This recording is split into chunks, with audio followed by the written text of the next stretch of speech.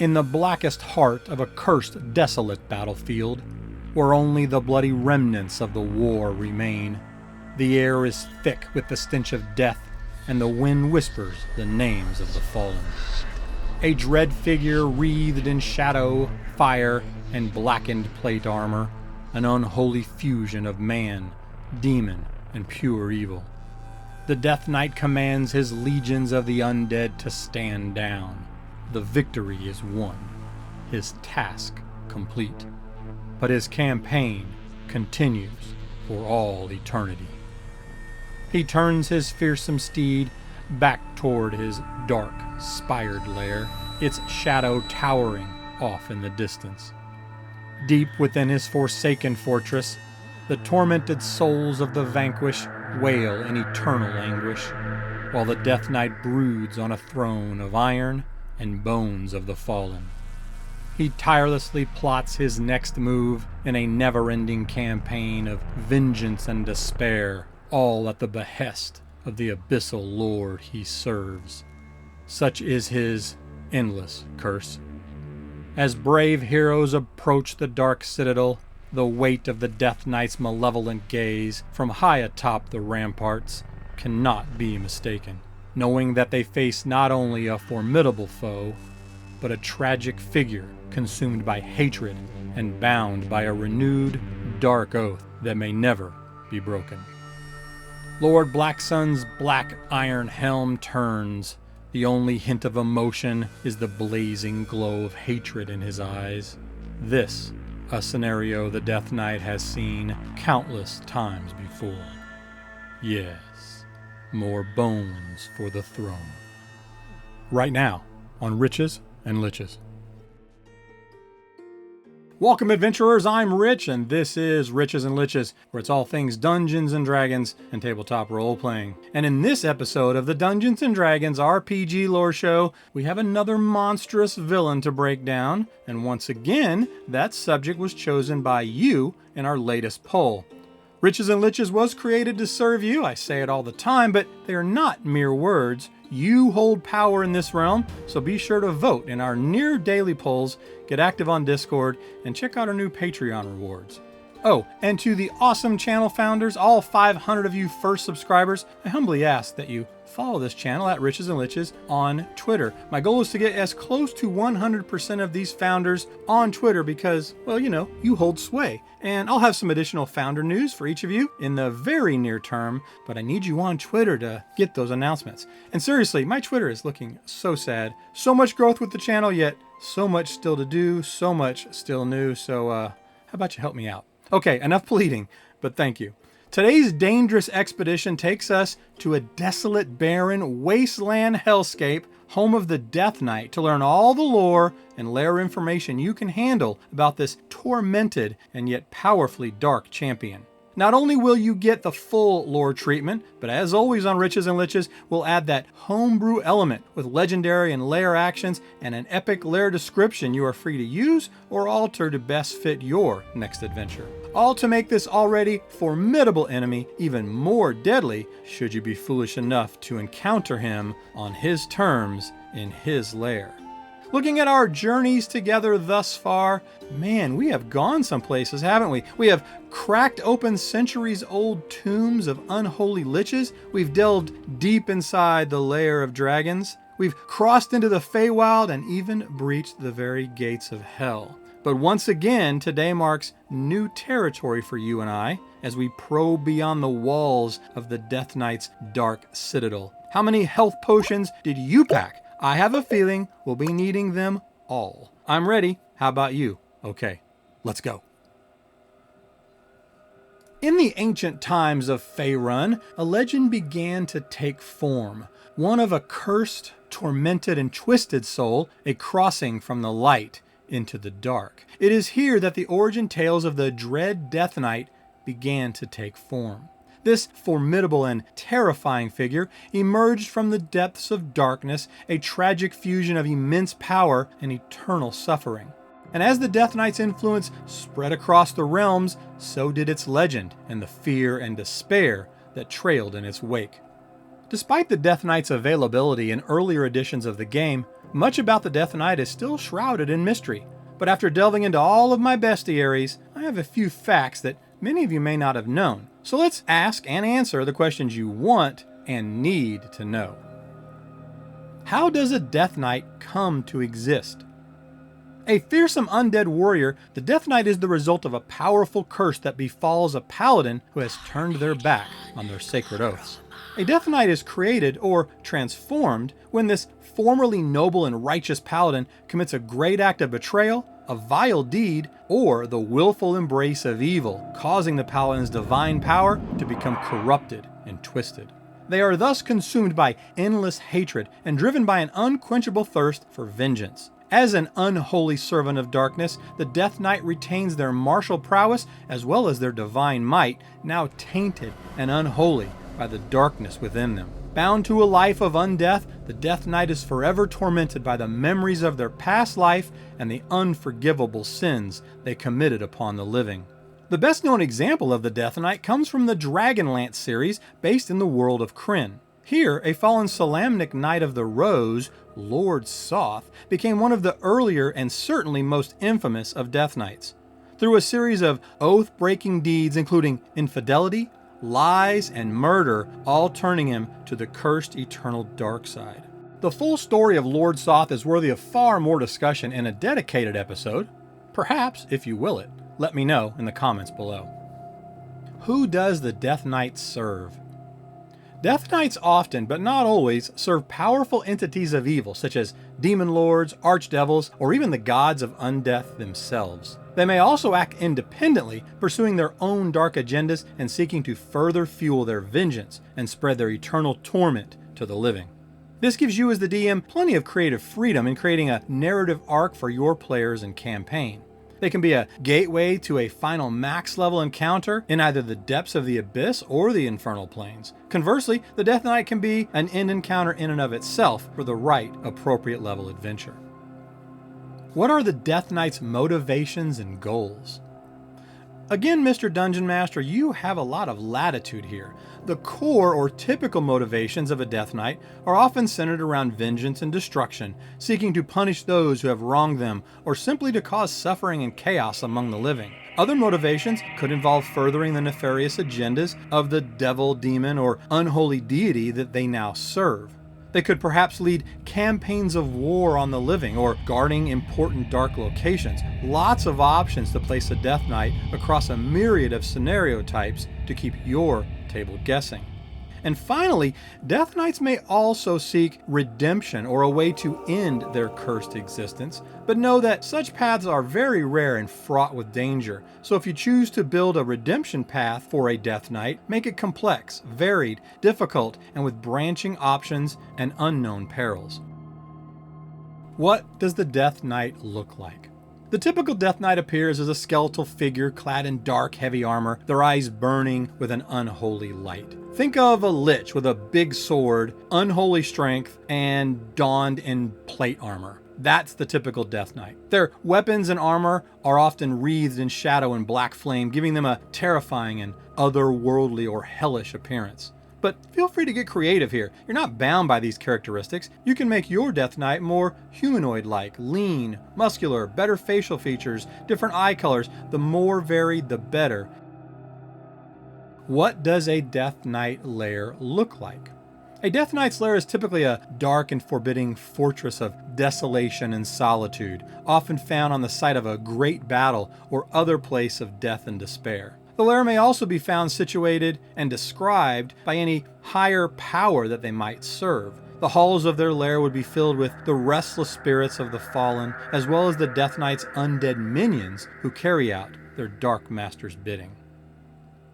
How are Death Knights best used in a D&D campaign? Death Knights make excellent, dark, powerful villains for high-level campaigns, providing a formidable challenge both in combat and in terms of their complex motivations and tragic backstory. They can serve as the central antagonist of an adventure or as a powerful commander or field general of an even greater evil, driving the plot and challenging the players on multiple levels. Throughout the many versions of Dungeons & Dragons, the line of demarcation between the Death Knight and a Lich was a bit blurred. Both are undead, check. Both are powerful casters, check. Both underwent some cursed dark transformation, check. Both have a phylactery, check? Well, sort of. Here we have something not everyone knows about the Death Knight.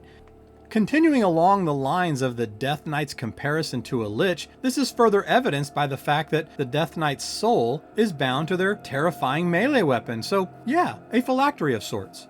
But much like the lich's phylactery, official mechanics and lore on the Death Knight's soul weapon is scarce. But this is something that is easily remedied by some homebrew lore and mechanics, some of which I'm going to share a bit later. The obvious line of distinction, though, is that the Death Knight trades a staff and tattered robes for a massive steel melee weapon and plated armor. But the similarities are there. I have to say, though, for me personally, Riches and Death Knights just doesn't have the same ring for a channel. What do you guys think? What are the Death Knight's primary combat tactics?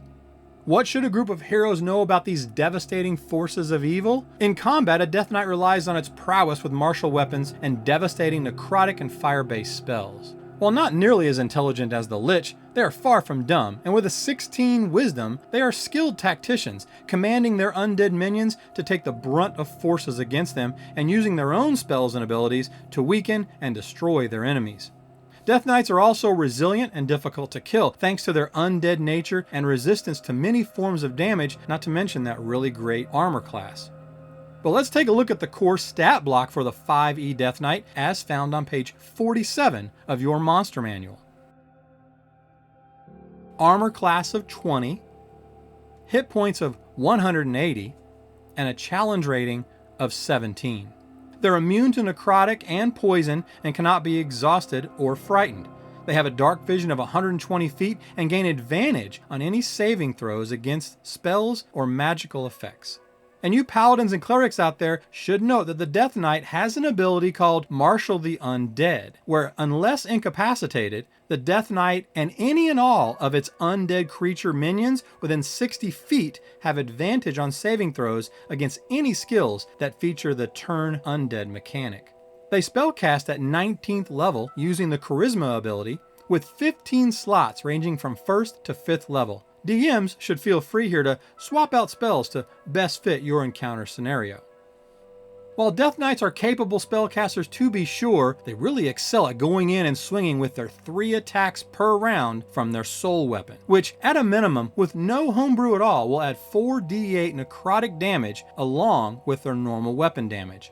Death Knights can also use the parry ability to add 6 to its armor class as a reaction against one melee attack that would otherwise hit it.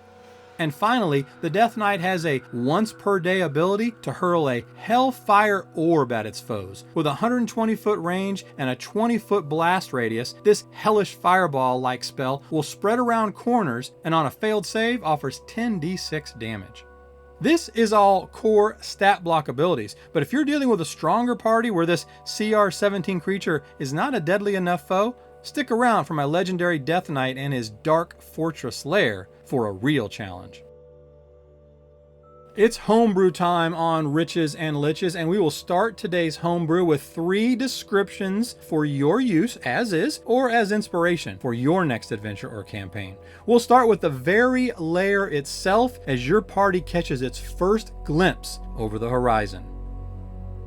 You find yourselves deep in this desolate wasteland that for centuries now has been known as Torment's Edge, where the very air is poisoned by malevolent energies and the decay of countless battles, stands a once sacred and holy fortress of lush, verdant plains and righteous means, now corrupted and scarred by the unholy presence of the Dark Lord, Ericon Blacksun.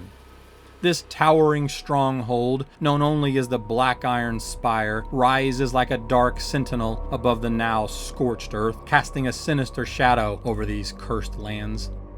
Constructed from the blackest stone and reinforced with thousands of thick, Gothic iron plates and adorned with twisted spires and menacing demonic figures of stone, the fortress looms ominously over the haunted landscape.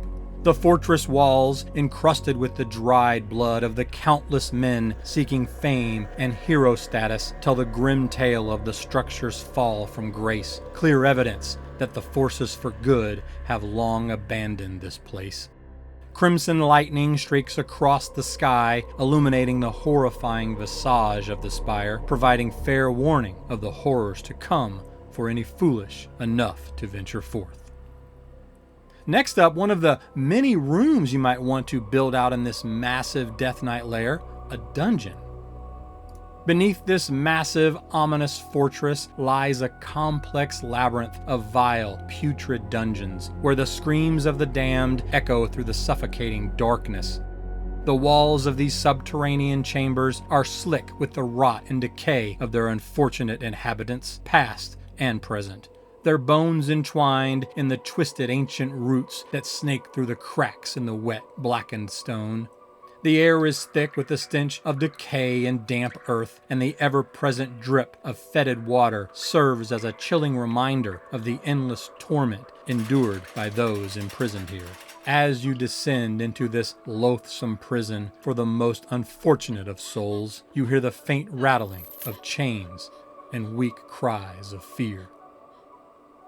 Our last lair description before moving on to some legendary and lair actions, the War Room, where the final encounter with Lord Blacksun might take place. At the heart of this forsaken fortress, you find a large open chamber. The room is filled with ancient maps of conquered lands and carved marble and iron tokens symbolizing past troop movements. The once glorious cities are now marked with the blackened blood of defeat. A massive obsidian table dominates the space, its surface marred by the etchings of battle plans and the stains of innumerable sacrificial offerings.